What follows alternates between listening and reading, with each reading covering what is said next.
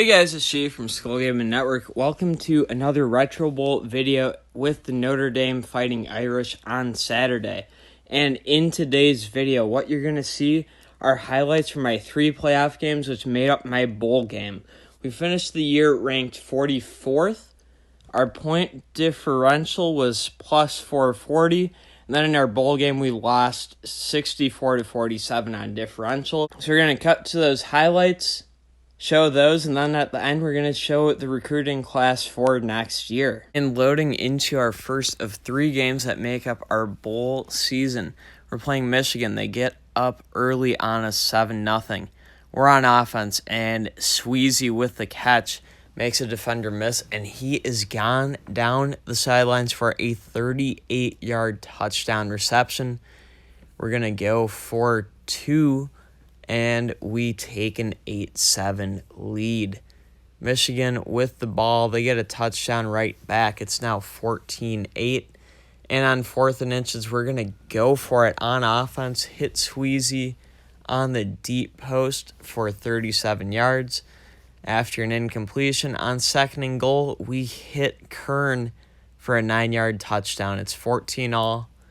We're going for 2, and we hit the all-conference tight end Cameron Bradley. We're now down 21-16, and we're going to bring you this entire 43-second drive to end the half, starting with a big play to Sweezy for 32 yards. Gets us to the 25 with 27 seconds left. We'll go right back to him for 5 yards. It's 2nd and 5. Another 5 yards. We're down to 20 seconds and the 15-yard line. Then we have Cameron Bradley open, and he catches it for a 15-yard touchdown. Now it's 24-21, and that will be your halftime score. Moving along to the 3rd quarter, we hit Sweezy. He gets a stiff arm, gets 15 yards. Then on the very next play, we're going to go hit Kern. He picks up 13 yards. You're going to see a series of solid, maybe not spectacular plays. As we hit Sweezy again, this time he gets 13 yards. So 3 plays in a row going for 13 or more yards. Then we hit Kern for 11 yards, our shortest play of the drive. And now at the 15, we hit Sweezy, we strafe in, and he gets a touchdown.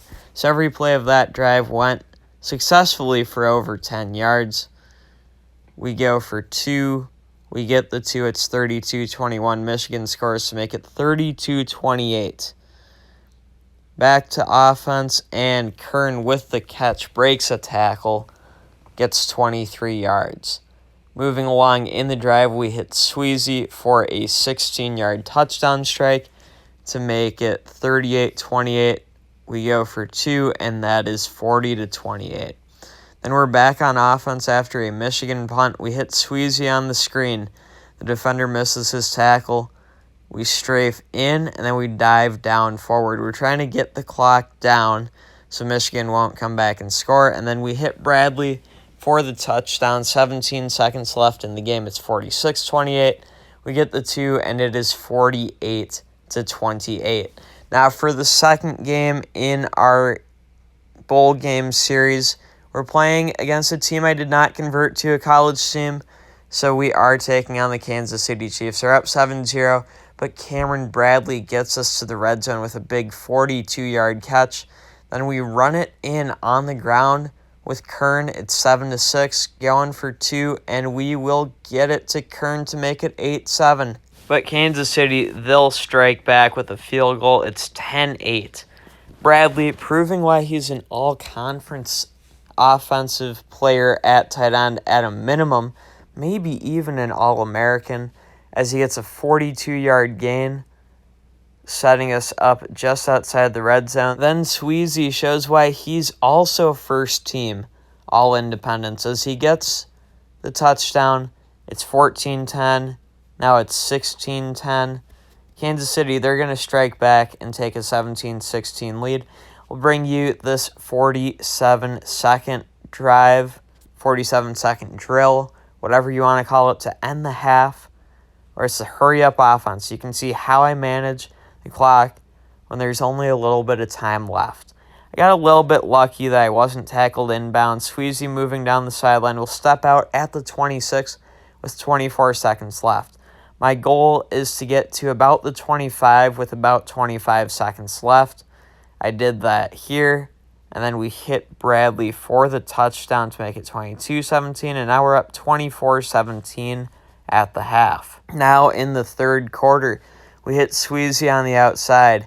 He drops a big stiff arm, and he is down the sidelines for a gain of 36 yards. And then a 1-yard touchdown pass to Cameron Bradley makes it 30-17. The 2-pointer makes it 32-17.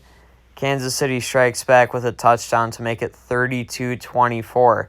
Cameron Bradley back on offense gets a 28-yard catch and run for a touchdown to make it 38-24.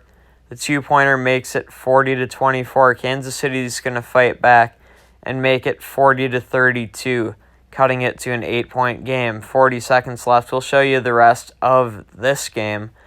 Our second out of 3. We hit Bradley for 24 yards. Then we go to Sweezy. Hit him on the sideline. He's out of bounds for a gain of 10. We're a little bit outside of where we want to be. We're at the 28 with 22 seconds left. But then you fall out of bounds down to the 13 with 15 seconds left. So now we're set up good. We're going to hit Sweezy, but we throw it incomplete. Second down, we have plenty of time left. We hit Sweezy. He's tackled out of bounds. 7 seconds left. Third down coming up. And we're going to throw to our running back, Kern. He fights through a tackle and gets a touchdown. 2 seconds left. We make it 48-32, and that will be your final. Game 3, the Retro Bowl Championship. We're playing against a team that was Wake Forest. Wake Forest in the actual league is the number 1 team. I don't recall if they won the national championship, but I'm pretty sure they did. They took a 7-0 lead. Sweezy gets us into scoring territory, and then Cameron Bradley says, here's a stiff arm. I'm the best tight end in the college league. We're taking an 8-7 lead after the 2-point conversion, but Wake Forest says not so fast. They make it 14-8. They can't tackle Sweezy, though. He gets 28 yards. We're down to the 32. Then we've got our all-conference tight end, Cameron Bradley, for 24 more yards, and we're already in the red zone. Now that we're in the red zone, we're going to hit on the slant our wide receiver. That is Sweezy. It's 14-all, going for 2 once again, and we get the 2. It's now 16-14. Wake Forest makes it 21-16. And for the third time in 3 games, we get an under 1 minute offense drill. This time we start off with a 24-yard gain to Cameron Bradley. And now I almost want to run the clock kind of slowly. We get 6 yards to Sweezy. Then we run it to drain the clock. We get 3 yards with Kern. We're now down to 27 seconds left. And then we throw an incompletion, and we're suddenly down to 23 seconds. So I ran the clock. Might have ran it down too far. Kern breaks the tackle. He's running. He's stumbling. He gets a 30-yard touchdown. 10 seconds left in the half. It's 22-21. Going for 2. It is 24-21. And now we're in the third quarter. We hit Sweezy. He's loose down the sideline. The one defender just gave up on the play. And he's finally tackled for a gain of 41 down to the 21.5-yard line. Then we get a 4-yard touchdown strike to Sweezy. It's 30-21. Going for 2. Incomplete. Wake Forest gets a touchdown. They fail the PAT. We're back on offense. It's 30-27. Our defense is not doing anything. We hit Sweezy, though. Our offense is keeping us in this in terms of getting a big differential. We get the 46-yard gain, and then we'll run it for a 1-yard touchdown with Kern and it is 36-27. Going for 2, it is 38-27. Wake Forest scores, it's 38-35. We're just hoping to make it an 11-point victory at this point. We're going to show you our final drive of the season. There we go. We hit Kern. He's up to the 48, 45 seconds left. I feel like we're on a decent pace, and we run it, and we actually get a big running play here. Gain of 20, down to the 32, 30 seconds left. And we're going to hit Sweezy. Gain of 6, call a timeout, 25-yard line, 25 seconds. You know what it is. Then we hit Sweezy, gain of 7. There's now 16 seconds left. We're at the 18. Then I'm looking deep. Aggressive to Bradley. Thankfully, it falls incomplete. Second down, we're going to audible. And I'm going to go to Sweezy. It's caught. Step out, 3 seconds left. Might be the last play of the game, and we hit Bradley with the catch for the touchdown. It's 44-35. Going for 2, we get it. It's 46-35. So we get a plus 11 on our third bowl game and plus 47. And now that you've seen the highlights from the bowl games, here we go. I could take over several teams, but we're staying at Notre Dame. We have a little bit more of a budget for recruiting. And as we go into things, Teddy Bosby was second team All-Independents. But how does he compare to Marquise Udo? It's not really that big of a difference. Let's look at these wide receivers. Curtis Griffin, not too bad. Jarrell Oluokun would be a little bit better. Otherwise, we could get Damian Fant. What about on defense? Johnson Knapp? How is our team? Yeah, we could use some defensive help for sure. Most of our defenders are only worth second or third round picks. We have nothing worth a first round pick, so we only get one first round pick. No matter what, let's just make sure there's no one we'd rather have.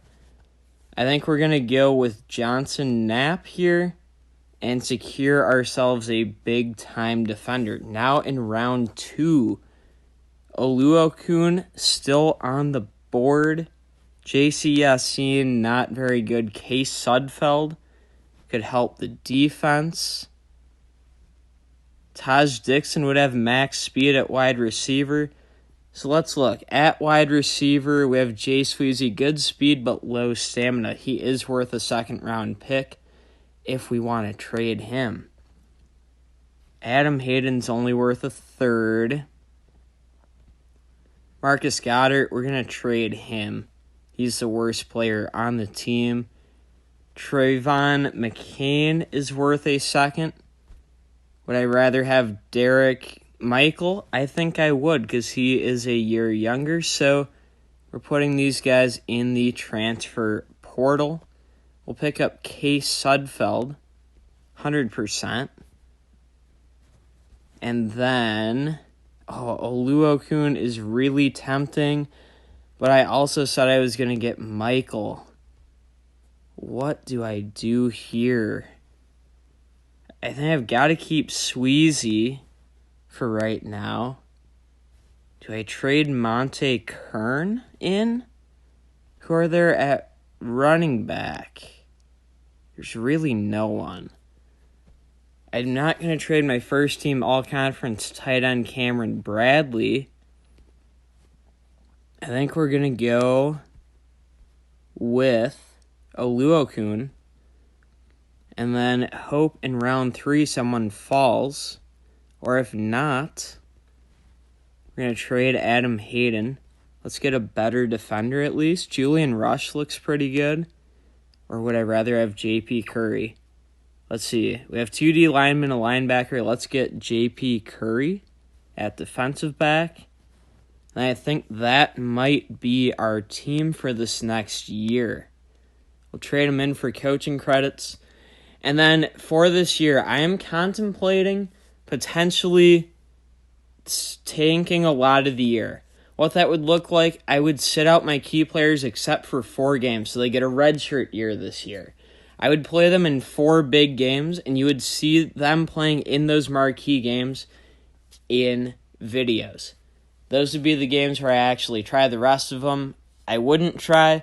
I'd just try to get the dynamic difficulty lowered, get a good recruiting class this next offseason, and gear up for a top 10 run, hopefully, in year 4. So that's what it's looking like for Notre Dame. You'll still have good gameplay to watch, just know the team overall might struggle. In the comments, let me know your thoughts. Do you think redshirting most of my team is smart or not? If you are enjoying seeing these Notre Dame highlights, be sure to leave a like. And if you're new around here, subscribe for more Retro Bowl content. I know a lot of you are watching these videos off of Twitter. If you have a YouTube account, go on YouTube, subscribe to my channel. I post Retro Bowl every day. You'll get notified. And you can watch directly from those notifications and not have to wait for my Twitter notifications to show up. But with all of that being said, that's going to do it for this video. Thanks everyone for tuning in. And until next time, and as always, peace out.